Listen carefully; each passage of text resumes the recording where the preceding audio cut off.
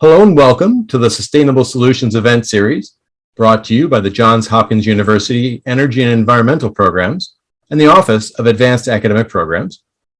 Today's event features Dr. Shannon Bouton on how Delterra is rethinking recycling. My name is Peter Huggins and I'm the event producer. Please note today's program will be recorded and uploaded to the AAP YouTube channel under the Sustainable Solutions playlist. During the program, if you have any questions, please use the Q&A function and we'll answer as many questions as possible during the Q&A portion of the event. With that, I will turn over the event to the host of our program, Dr. Jennifer Rosa. Thank you so much, Peter, and thank you for helping to organize this and put this together. I want to say good afternoon to our community of environmental science and policy students and energy policy and climate students and the general public and faculty and alumni that are joining us today. Welcome to our Sustainable Solutions Reflections for the Next Generation speaker series.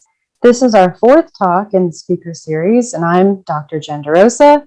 I'm the program coordinator for the Environmental Sciences and Policy program and the Energy Policy and Climate program here at Johns Hopkins University. And I encourage you guys to use the chat section in our Zoom room today to introduce yourself and let us know where you're logging in from, because I know that we're dispersed all over the globe, and I always love to see where people are joining us from. So if this is your first of the Sustainable Solution series, or if you've been joining us throughout, this series really focuses on real world problems and the deconstruction and decoding of these problems by practitioners and how they leverage technology, policy, and the private sector to form a long-lasting solution for these particular problems. And we have an opportunity for you to submit questions for our presentation today. So you can post your questions using the Q&A feature in the bottom of your Zoom screen. You can also post questions in the chat, but that can be a little harder to find, so I encourage you to use the Q&A button instead. Now, our presenter today, Dr. Shannon Bouton, is going to be interviewed by Al Cho. Albert is the Chief Strategy and Digital Officer for Xylem Inc. You've seen him before in our other Sustainable Solutions series talks. Xylem is a $5 billion global water technology provider dedicated to solving the world's water challenges. And previously, Al also worked as a senior advisor to the Deputy Secretary at the U.S. Department of State, where he was a White House fellow and served on the Secretary of State's policy planning staff. Albert serves on the board of directors of the U.S. Water Alliance and the Canadian Water Network, and the program committee of Singapore International Water Week, and the editorial advisory board of World Water. Al was the first presenter of this series, if you remember back in the fall, and his presentation recording, as Peter mentioned earlier, is available on our JHU AAP YouTube channel. You can watch all of the previous seminars in this series on that channel. So Albert will be interviewing our presenter today, Dr. Shannon Bouton, who will be speaking about how Delterra is rethinking recycling. Shannon is a scientist, an environmentalist, and a business strategist who has dedicated her career to creating a more sustainable future for people and the planet. As the CEO of Delterra, Shannon spearheads the organization's vision to create a world where human activities protect and restore a healthy planet.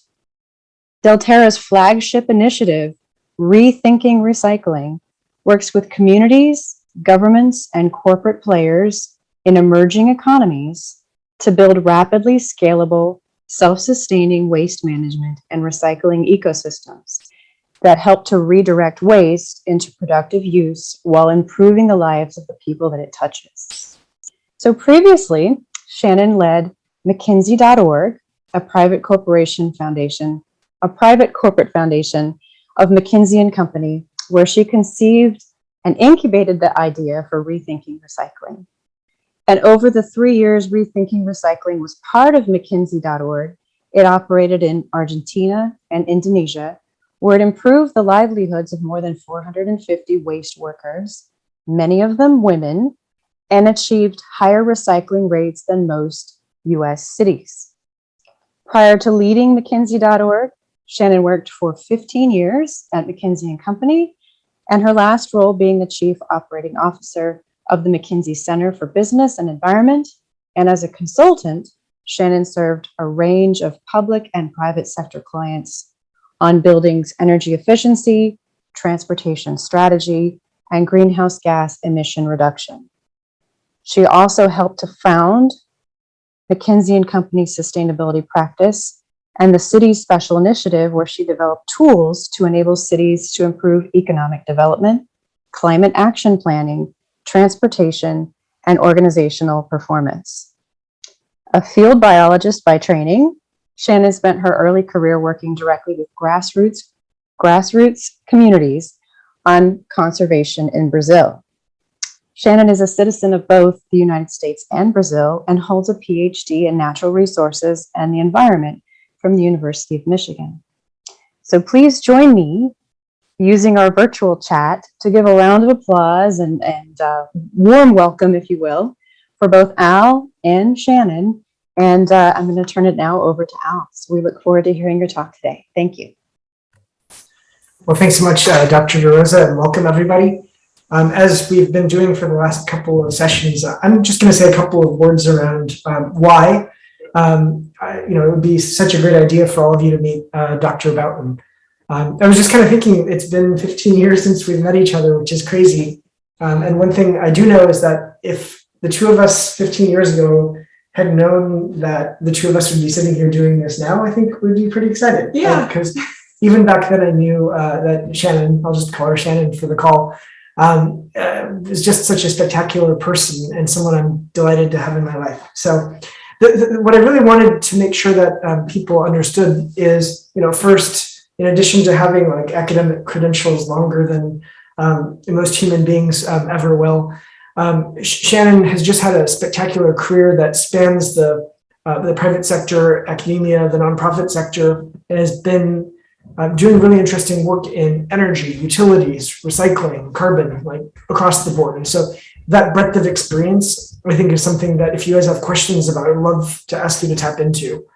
Secondly, as you know, we've been trying to focus on some of the big challenges in sustainability across these different areas, whether it's water or the smart grid or data analytics in electric infrastructure.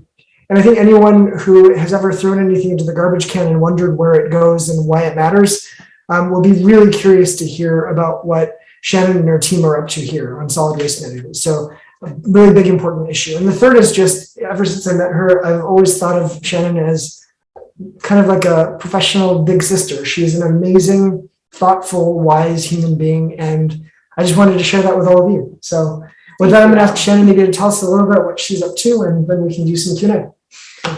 Terrific. Thank you so much. That's such a sweet introduction. I've never had such a nice one. Thank you.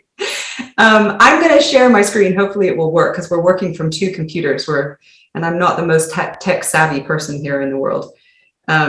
So because the conversation today is about careers, I thought I might just share, and this was a lot in my resume, so I'll go really quickly through it. But I started my career as a conservation biologist, working primarily in the Brazilian Pantanal, and then also in other wetlands. So I worked in the Okavango for a little while and lots of time in the Everglades. And I was looking at the effects of tourist disturbance in nestling birds to understand the effects of multiple stressors. And then I continued my studies on stress by going to McKinsey & Company and working as a business consultant.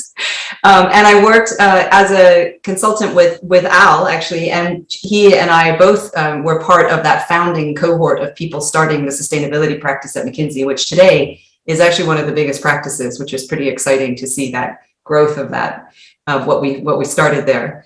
And then about 4 years ago, I had the opportunity to start McKinsey.org. And this for me was sort of the culmination of what I had hoped to achieve by going to McKinsey, although I didn't at the time expect that I would be there for 15 years, which was that I wanted to work for a conservation nonprofit. But I knew that I needed some kind of more business sense as well as my biology background. So I stayed at McKinsey as long as I did because I was still able to engage in the things that I was passionate about, which was is really sustainability. I am a mission-driven person, and I'm really unhappy, I found, even at McKinsey in my first year, if I'm not working on sustainability topics. So I jumped at the chance to then build McKinsey.org. And then when we decided that the program needed to scale and we spun out Delterra to house the Rethinking Recycling program, I went with it. And I've been doing that since about October of last year. And it's been a really exciting journey with some wonderful people, some of them coming from McKinsey, but also people coming from the government and nonprofit sector and private sector to join us in Delterra. We're about 70 people today. So what do we do at Delterra? Our mission at Delterra is to create a world where human activities protect and restore a healthy planet.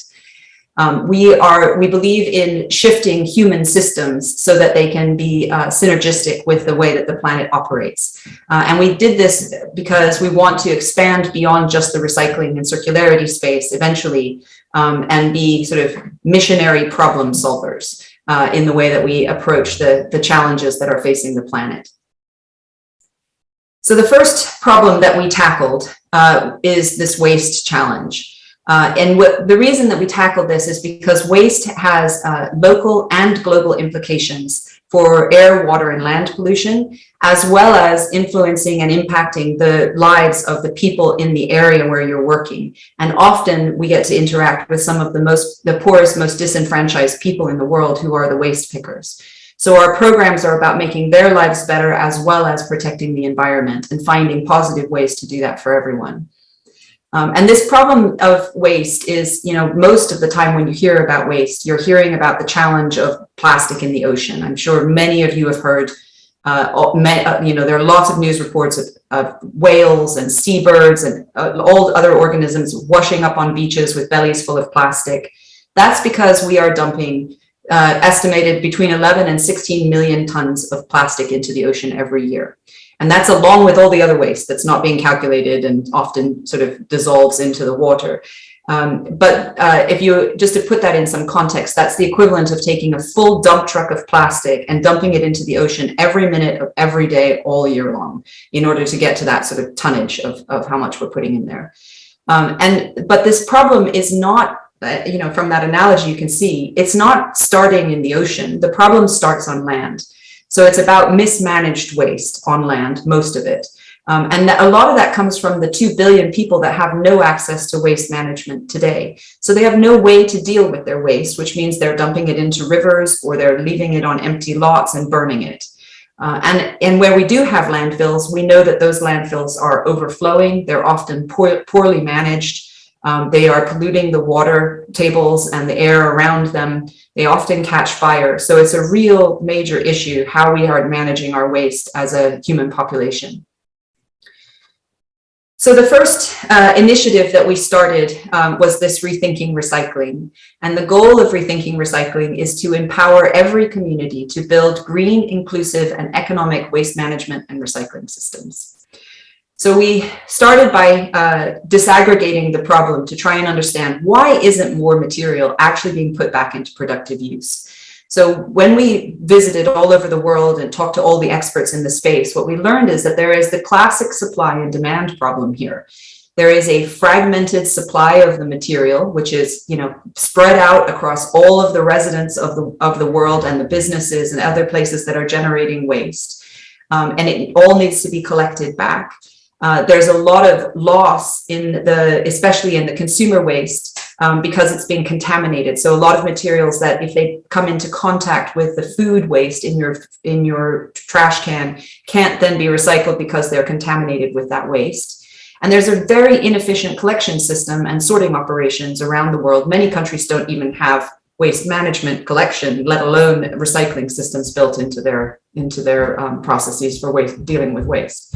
So that supply creates a real challenge in collecting enough material for the demand side to be comfortable creating the infrastructure to actually process that waste.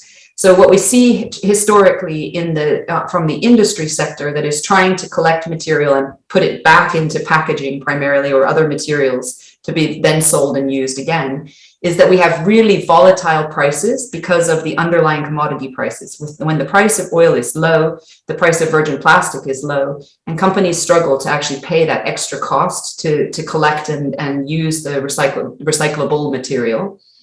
We also have really immature markets and subscale supply chains, which contribute to that higher cost of the process. And there's a perception that recycled material is more contaminated often, and so they're taking on a risk by using it.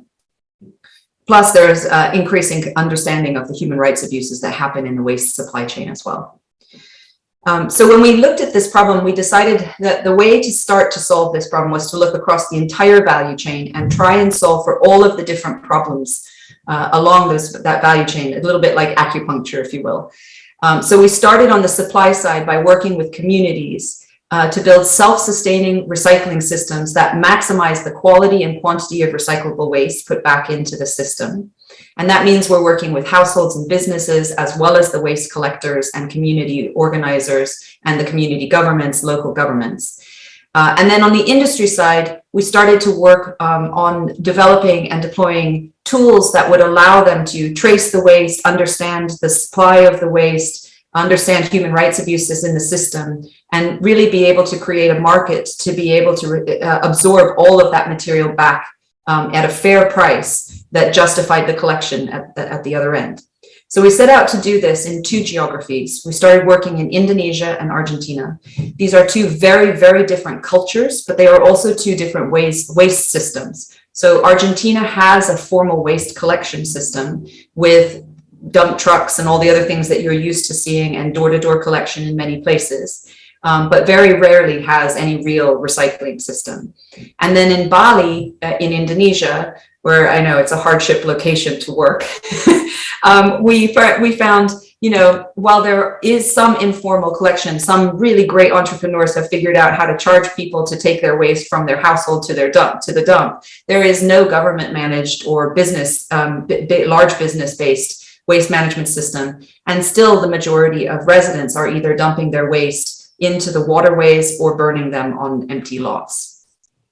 So what we wanted to do in comparing these two locations as we worked was to understand what is universally true and what is culturally unique about building this system, because everything we do is about scaling what works. And as we go from one country to the next, we're going to want to understand, what do we need to be tweaking? What do we need to be conscious of tweaking for each new culture?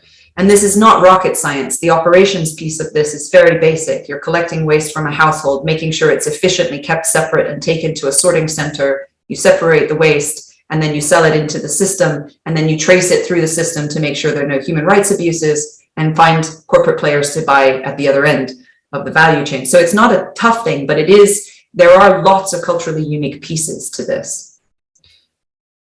So on that supply side, what we're doing is we do spend a lot of time on community engagement. I think for those of you who are in the US, what you're probably used to is, if you're lucky, you get a flyer from your municipality that says, please separate your waste and here's what you can put in your bin. It doesn't generally talk to you about why you personally would want to separate your waste. One of the things that we do differently is we go into a community, we do a lot of focus groups, and we understand what will drive that behavior change. And then we tailor our whole behavior change program, our education of the community, to those messages that we've learned from those focus groups. So to give you an example, in Indonesia, it's a very hierarchically driven community society. And then in addition, in Bali, it's a very religious society around the Hindu religion. And so there are religious leaders and local community leaders who lead every village, which is a sub-municipal unit in Bali. And so what we do is we send a letter that comes from the religious leader and the local political leader. And that combination of players, people are very comfortable listening to that and will often start to separate their waste almost immediately, even before we give them bins as a result of these letters. If we tried a letter like that in Argentina, it would not work at all. Like anywhere in the Americas, I think it probably wouldn't work. So there we have to figure out what is this message that's going to motivate them to change their behavior. And what we found for example, in the barrio, where we work in the center of Buenos Aires, we are finding that, for them, waste management and recycling is synonymous because that's the only waste management they've ever been offered. And they see it as cleaning their community. And so their children aren't playing in waste. So they recycle because of that aspect of it. So we focus a lot on that community engagement, behavior change. Then we optimize the operations and we sell the materials at the highest price that we can get. And we are in the process now of starting to trace that material through the system and audit all the players that are touching it, so we know that there are no human rights abuses. And that's a lot of where the digital enablement of the system comes in. So far we've had quite some success. We're serving today 70,000 people across Indonesia, across Buenos Aires, Oliveria, and in Denpasar in Bali. We have an average participation rate of about 60%. In some parts of the world, in some parts of Denpasar, we're getting as high as 90%. So that's really kind of unheard of, and we're really excited about that. As a result of this, and because of the markets that are available, we're able to divert about 50% of the waste that's generated from landfill. And along the way, we are upskilling or training workers. And so we've trained and helped to increase their salaries of just over 500 waste workers. In some places like Indonesia, that's a wage uplift of 200% to 300% of the salary that they were making previously. And this is a lot of women. So we're also working hard on figuring out how to make sure that the systems and the jobs are flexible enough that women can engage even when they have children at home, so that they have the flexibility to come and go as they need to from the job. And across the bottom, you can see all of our partners, because it really does take a village to do this work, not just the villages on the ground who are our primary partners, but also government entities and lots of corporate and nonprofit partners that we work with as well. So I'm going to show a little video just because, and the very first part is me, which I don't like very much to have that happen on a video where I'm presenting, but I wanted to give you a sense of how this changes life for the people in the communities in which we work. So I have to change my sound. Sure. And I'll have to turn this off.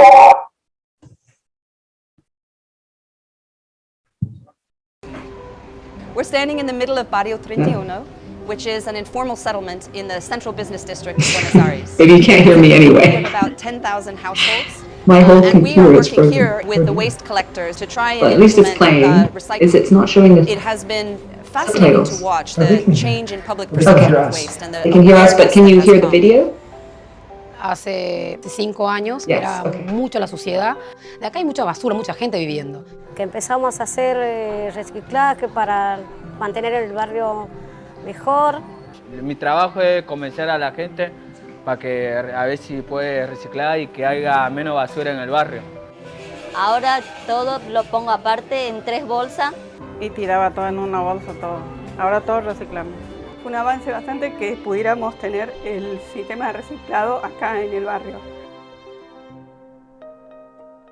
Con este proyecto que empezamos a poco, hay menos basura que había cuando era más antes. De bueno trae este proyecto es que el barrio está más limpio y no hay muchos olores feos.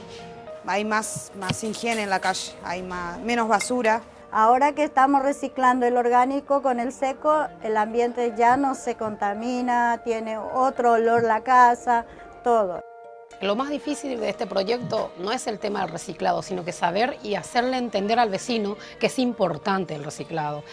El tema es que hay que dar un poquito más de charla personalmente, que los vecinos mismos empiezan a involucrarse más. Hay que tener esfuerzo y tener la voluntad de cada una persona y el apoyo de cada...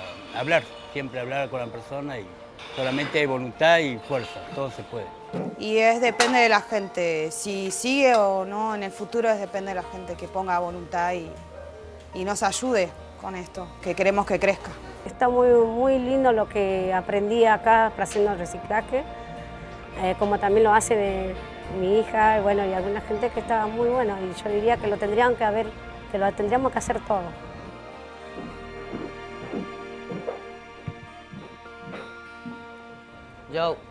Disfruten de Argentina, el paisaje, porque estamos a todo reciclaje y nuevamente lo calculo y los chicos siempre son nuestro futuro. Saludo para toda esa gente.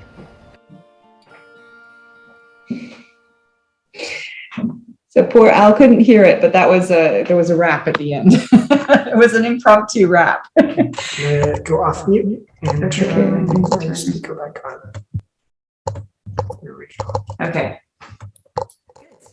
Can you hear us now? Everything okay? Great. Perfect. Thank you.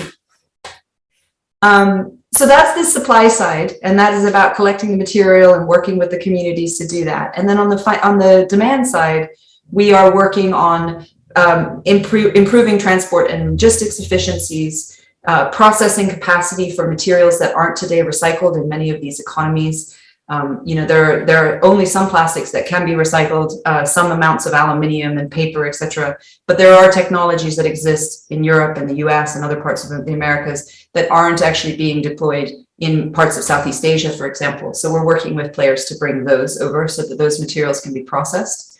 We're working on that traceability tool, which is a digital enablement to actually trace the exact piece of material all the way through. And to make sure that we can measure the inventory that's coming through and make sure that we are able to, sorry, I'm seeing this black bar is up there, but I'm not sure quite what to do about it. Anyway, we're working on that and the tracing of the material and then new financing tools to try and invest in the infrastructure that's there. And we've have been holding workshops with a number of big corporate players like Amcor and Veolia and Dow and Pepsi and Unilever, Danone, Nestle. These are all players that are trying to figure out how to fix this system, partly for their corporate social responsibility, but also because they want those materials to be reincorporated back into the packaging that they're using. Let's see. I'm going to stop sharing for just a second and then see if I can share again and see if it will work better.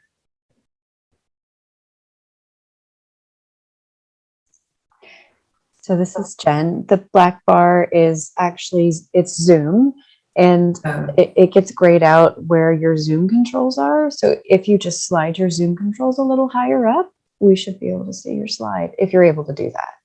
Otherwise, I'd say don't worry about it and just keep going. Oh, okay. I didn't know you could do that. Oh, I think I just moved it somewhere else. Yeah. Want to leave. Okay. So the ambition here is huge, right? Because the challenge is huge. It's proportionate to the size of the problem. So we are hoping to get to a place where we can divert 1 million tons of waste a year by 2025, reaching 13 million people in 7 countries. Now, this is a hugely ambitious goal, but we feel like we're on a track to get close to that. I think it will be interesting to see if we can actually get there, but it is an exciting goal that keeps us all motivated. And then I'll just briefly say, we are in the process of launching a new program, which is called Plastic IQ, which helps the corporate players to figure out how to reduce their plastic footprint of their products through, it's a sort of strategy building tool. And it is in collaboration with Systemic and WBCSD, which is the World Business Council for Sustainable Development, and supported by Walmart. And that tool has been built so far for the United States, and it is, sorry, my slides now aren't moving because I moved everything around, all these technology problems. Oh, there we go. Okay, so the tool was built for the United States last year by Systemic and the Recycling Partnership, and now they want to take it, because supply chains are global, they want to take it into the global south, and so we're helping to expand it into Brazil and Indonesia. And we're really excited about that program as well. And those are the 2 programs that make up Delterra. So that's the end of my presentation, and I'm looking forward to talking with Al and with all of you about any questions that you have. Well, that's fantastic. Thank you so much. And I'll say I didn't get a chance to see this presentation in advance, and so I learned a huge amount even while you were giving it. And so I guess what I thought we would do is we have about half an hour left. I have a couple of questions to kick us off, and then I want to ask anyone who's on the call that has questions for Shannon to drop them into the chat or the Q&A, and then Dr. Rosa can moderate kind of an audience Q&A in just a moment. But I want to kick off with two very quick initial questions. And one of them is, a lot of the audience members, as you may have seen from some of the incoming chat, are either current students or prospective master's students that are looking at sustainability. And when we're talking about this chat over lunch, because we actually are in the same place, which is really exciting, and we had lunch just before this. One of the things that you mentioned is that people oftentimes come to you and say, hey, Dr. Bouton, you had such an interesting career. How can I replicate all of the things that you did? And I thought your response to that was so interesting. I wondered if you wouldn't mind sharing some thoughts with the audience around, like, if people want to end up doing the kind of work that you do, like, how does one do that? Yeah, it's an interesting question. I'm sure you get the same question, actually. I do think that it's not possible to replicate any one career, right? We all are sometimes in the right place at the right time to be able to take advantage of the opportunities that are out there. And my career has really been a weaving path through the academic world, and then into the corporate world, and then into the nonprofit world. And I didn't ever know exactly what was going to happen next.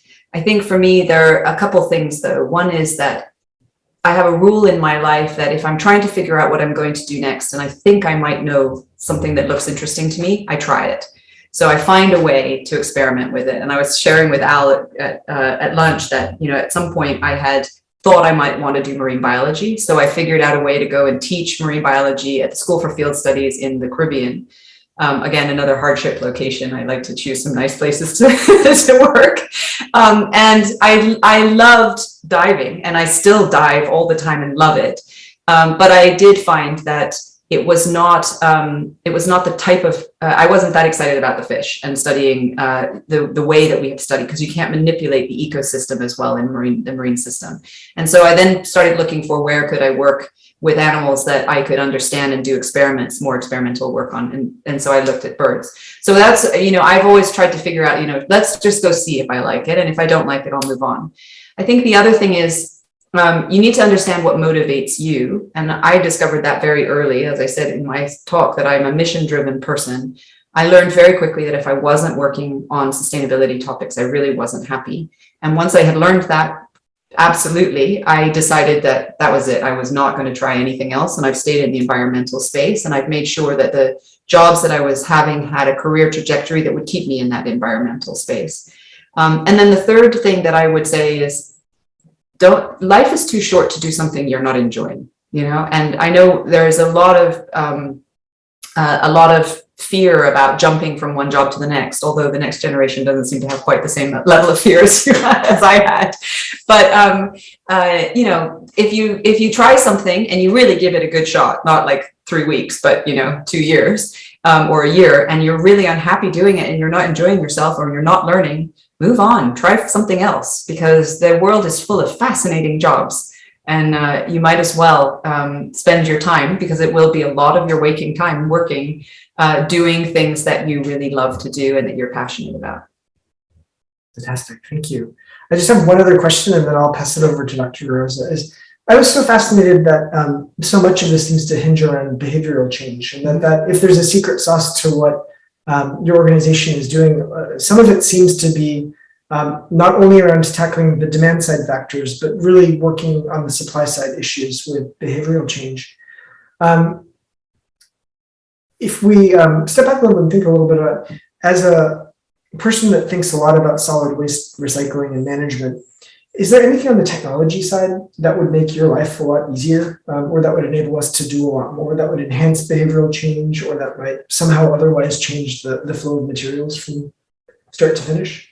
There's so much on the technology side that could help. I mean, the technology is evolving all the time, and it is getting better. In the US and in Europe, we're using, lasers to identify the types of materials as they come into the recycling center.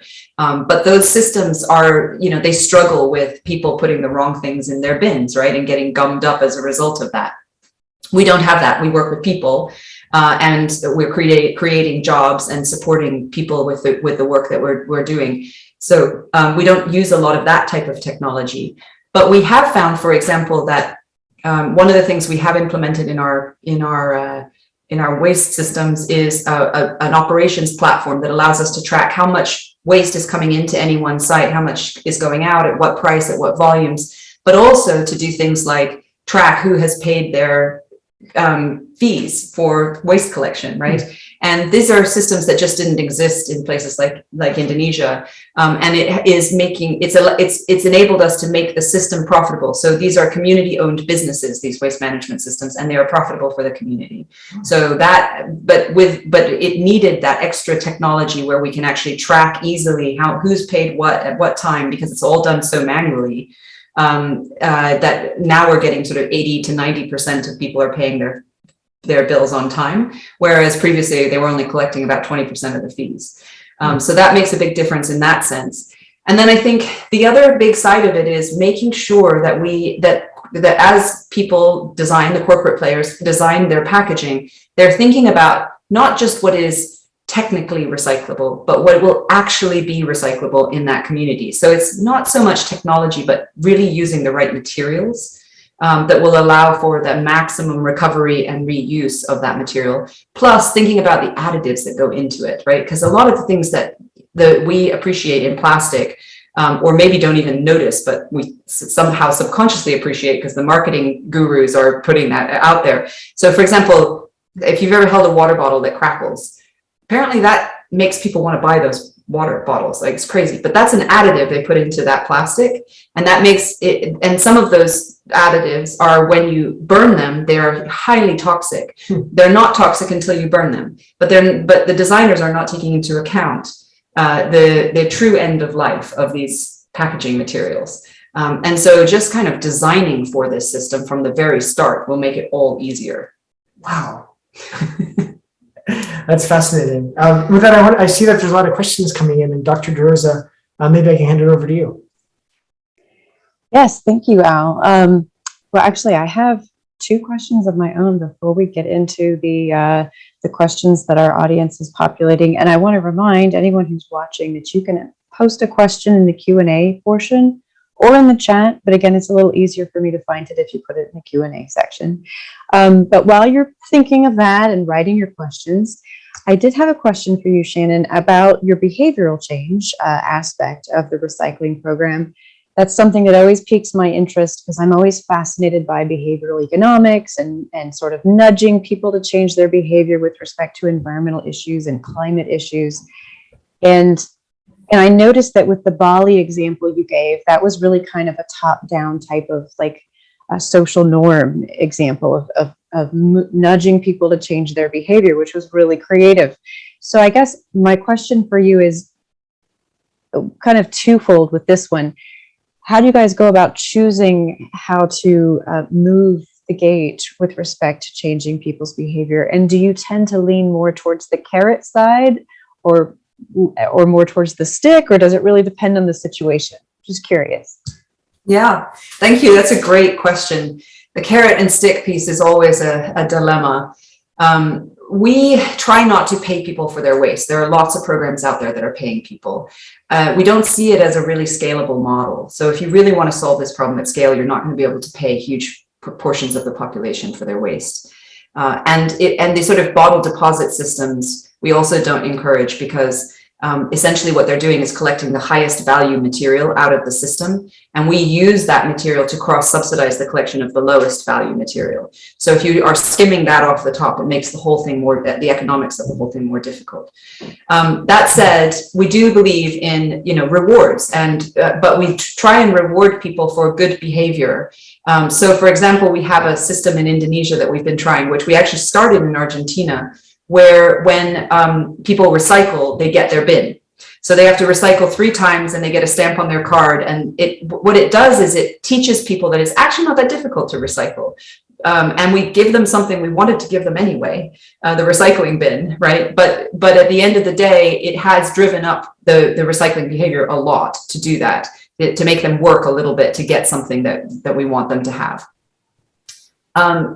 and the way that we get to a lot of those, sometimes it's trial and error.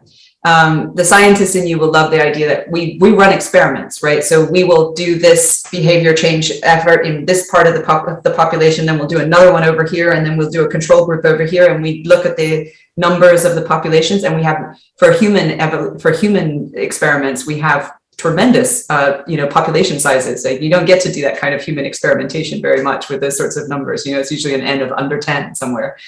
So we really have a lot of fun with experimenting and trying different things, but we also need to hone that down pretty quickly to get to our minimum viable product of what we then try and roll out. And we'll roll that out to 300 or 400 households and then track over time to see if it works.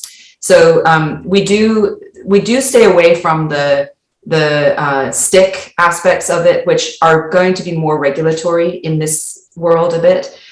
We have had religious leaders in Indonesia, for example, say to us, oh, I'll just mandate, I'll just tell everyone they have to recycle. And we've often said to them, wait just a little bit. Let us get people on board first and get the education done and get the system set up. And then if we still can't get the numbers up, then you could try mandating it. But that is, as they've seen in Europe, usually the easiest way to go if you can get a municipality or a government who is excited enough about the prospect to actually just mandate it and put fines in place and other things. But that actually creates all sorts of other operational challenges, right? Where how are you actually going to fine people? And if they don't get fined, then their behavior can slide backwards.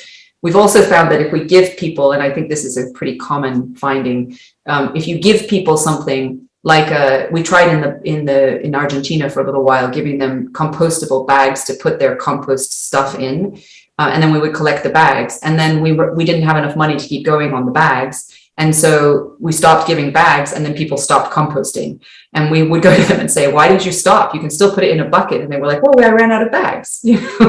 And then it was really hard to get them started again. So we've learned that you have to be really careful about thinking about what is scalable, what are you going to be able to maintain in the system for the long term before you even try rolling it out to the population, because otherwise you can incentivize the wrong behavior. Thank you. That's really fascinating to think about. And I'm really excited to hear that you try kind of an experimental approach first before kind of rather quickly having to hone it down. But that's exciting to hear about. So my next question, and then I promise we're going to go to our audience questions. You had mentioned on one of your slides, you had that 90% of the waste workers were women. And I wanted to ask, is that 90% being women purposely recruited, like kind of a purposeful recruitment of women, or does that happen naturally based on the societies that you're working with? So another good question. Women are generally well represented in the waste collectors and waste picker communities. In Argentina, that's what skews our numbers so high, actually, is in that in the informal sector settlement that we work in the barrio in the center of Buenos Aires. They are essentially organized into labor trade unions, and the men go and work in construction. And so the women have been given the other jobs like street cleaning and waste management. And they are paid by the government to do the work that they do. But they, before we arrived, it was mostly just going around with a wheelbarrow and trying to clean up the waste that was in the street. So we retrained them to actually run the programs. But we also did some deep interviews with the communities, and we have found across the board that it is often the women in the household who are encouraging people to recycle in the household, partly because they're the ones responsible often for managing that household, but also there's not really a clear because, but that is, so we do often try and tailor some of our messaging to those parts of the population who have that control. In Indonesia, there are a lot of domestic workers. So often the things that we're doing are also tailored to working to educating the domestic workers about how to separate the waste, because they're the ones actually doing it too. Thank you for explaining that. That gives me a better picture of the groups that you're working with and why we see that number so high. And it's actually exciting to see that number so high. So I promised I would turn to our Q&A of our audience. Our first question, which was actually asked really early on, it's long, so let me read the entire question. doesn't this strategy imply that the consumer is responsible for waste instead of the producer of the packaging and materials? What will motivate companies to change their behavior? This seems like the question we need to be asking and solving through market and policy mechanisms.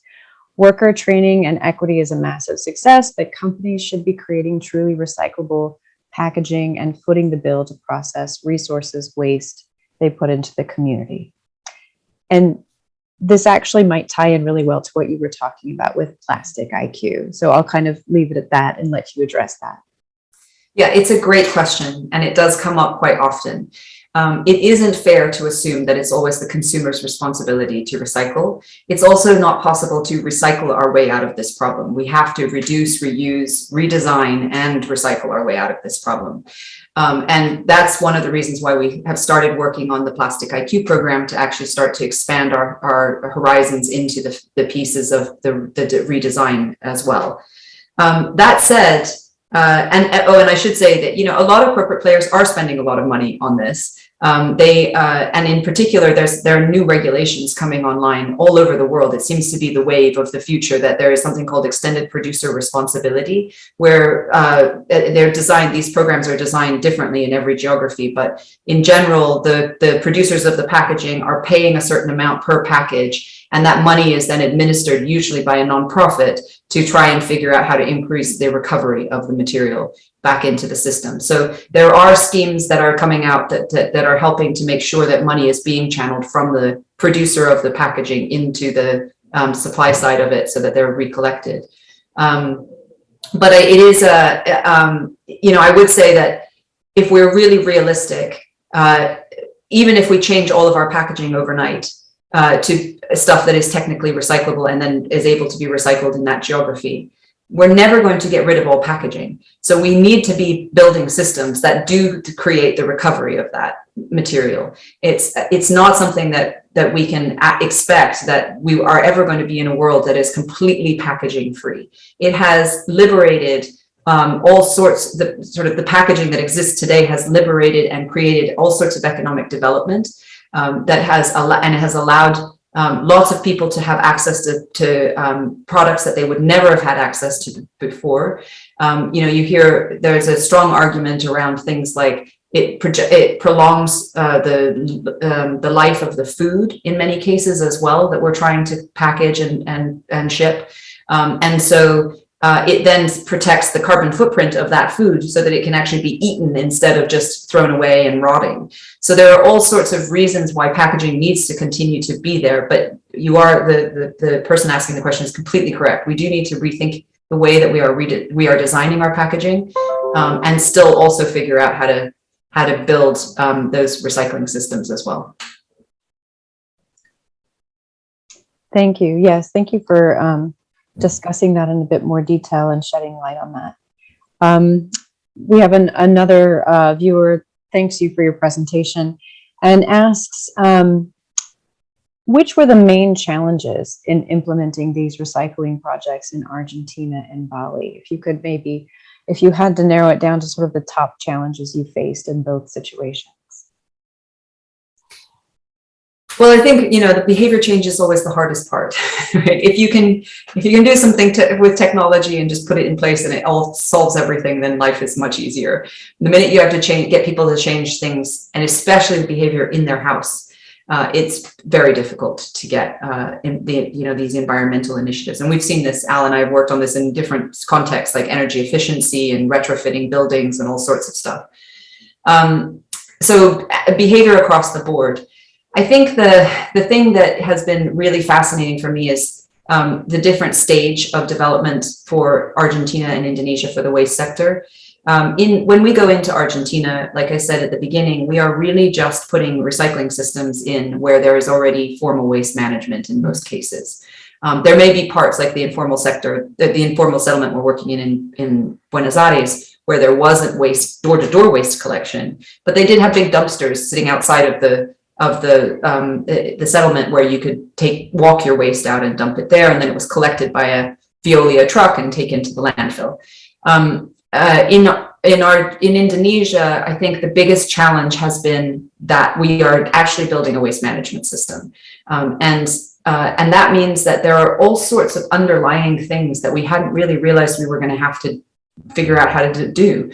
One of them is most of the communities don't have the right legal setup to receive government funding or funding from our funders to invest in the infrastructure that they need. So we have to often start from scratch with helping them to build the right legal structure for that. Then there's, most of them have never managed a budget. And since we're giving philanthropic dollars, we need to be able to track where those dollars are spent. So you need a very transparent budget to be happening in that system. So we're often teaching them financial literacy as well. So these are things we didn't actually set out to do in the process of building this system, but have figured out that we have to do if we're going to make it work. And that has made it an extremely heavy lift in Indonesia. And I suspect in many other parts of Southeast Asia, that we are trying to figure out how to streamline and overcome, but it makes the programs move much more slowly than we had expected them to. Thank you for explaining that. That sheds more light on both, I want to call them case studies. Thank you. I'm going to merge the next two questions. They're asked by two different people. One is, does your work help these communities process, recycle, and sell recyclable materials that are shipped there from other countries? So recyclables coming in from other locations to these places. And then kind of continuing on with that line of thought, what's done with the value of these recycled materials once they're recycled? Can they be profitably sold back into to plastic producers? If not, what's done with these materials to ensure the minimal seepage back into the environment? Right, those are great questions, really great questions. So we do not, so the shipping of waste around the world is a huge problem. It is illegal in most countries, and yet it is happening, obviously. And we've all begun to understand it better after the green sword in China, when China shut its gates to waste coming in from other countries, and then it was just moved to other places. So we've started to see it in Malaysia and Indonesia more. We do not manage or work with any of that waste in our programs, because what we're trying to do is collect directly from the households or from the businesses. We don't take waste that somebody might bring in a big truck and say, could you sort this for us? So we're not dealing with that. It is profitable for the community. I think because we're working in bigger cities, the minute we get into rural conditions or very poor communities, it's going to be harder because we do charge the community charges a service fee. This is all run by the community, I should say. We just help enable them and upskill the community members to do it themselves. But they charge the service fee for the collection. And in some of the poorer communities, that would not be something that most people could afford. But in the places where we're working in the big cities, this is creating a profitable system for those communities. And we do sell the waste. We don't process any of the waste in our systems. We separate it and we sell it today to aggregators who then sell it on to the processors. But we are in the process of looking at, can we partner with aggregators? Because we are starting to focus on that. Can we, we don't have any human rights abuses in our system up to the mouth of the sorting center where the material gets sold. But now we need to start to influence the rest of that value chain and the supply chain as it starts to move along that supply chain. So we're starting to identify aggregators that we can work with and then audit to make sure that they are actually paying their workers properly and that they have healthy working conditions for their workers and stuff like that. I think, did I get the whole question? I might have missed a piece of that. That was two of them. Actually, I think you did answer both of them. Yes. So thank you. Yeah, I threw a lot at you. Sorry. I think we only have time for maybe two more questions. So I'm going to, one is work related. So I want to kind of get this out there for people that are thinking that this is sort of a dream job for them in terms of a career in sustainability and recycling. One of our audience members asks, can you talk about the amount of work that you do that's on location versus the amount that's done remotely in terms of maintaining these projects on startup, but also afterward, just in terms of the logistics of this? That is a meaty question I could talk about all day. Thank you for the question. The majority of our employees are on site in Indonesia or Argentina. We have a small team based actually all over the place, but they're in sort of Europe, US, and Mexico at the moment. But about 5 or 6 people who do things like manage the financial systems that we've set up, our budgeting systems, and a lot of our HR work. Although some of that has to be done in region as well because of local labor laws. But the majority of the work that we do is our employees working directly with communities, and so they have to be on the ground working with them. We have in Indonesia built an e-learning platform that we use to educate the communities, and we did that because of COVID. We had planned to do very hands-on training, and then COVID hit, and we were sort of stuck. So we used some of that time to take the training we were going to do anyway and just put it into a very rudimentary e-learning program just to see if it would work. And when it did work, we've now worked with a wonderful organization called Quipper, which is an Indonesian e-learning platform. And they've helped us to develop this into quite a sophisticated looking platform with a lot of thought behind the learning journey that the communities are taking. And we use that to educate all levels of the government, from the local, the local leaders of the community, as well as the business parts of it. So those who are running the programs, the managers of the sorting centers, etc. And that's been pretty exciting that works too. If we can make that work, we can do a bit more remote work. And it has been successful so far, but we do find that hands-on is really important. We really have to be building those relationships with the communities. Thank you. Yes, I agree. Hands-on is very important, but it's exciting to hear how you balance things also during COVID as well. I think we're running out of time for me to ask that last question, so I'm going to not ask that last question since we're right up against 3 o'clock. But I do want to say thank you very much, Shannon, and for your wonderful talk today, and talking to us about the recycling program, Rethinking Recycling, and all of the wonderful work you're doing around the world. I think you've inspired us all. And also thank you, Al, for really being the brainchild behind our Sustainable Solutions seminar speaker series this year. And I'm going to tell our audience to tune in for next month's talk, which I believe is May 5th, but I'm going to double check myself on that. But you'll hear more information coming soon from Peter, and thank you, Peter, for helping to organize our event. And since we are on Zoom and we can't have actual applause, please give some virtual applause in the chat, and thank yous for our talk and guest today. Thank you very much. Thank you for having me. It's been really fun.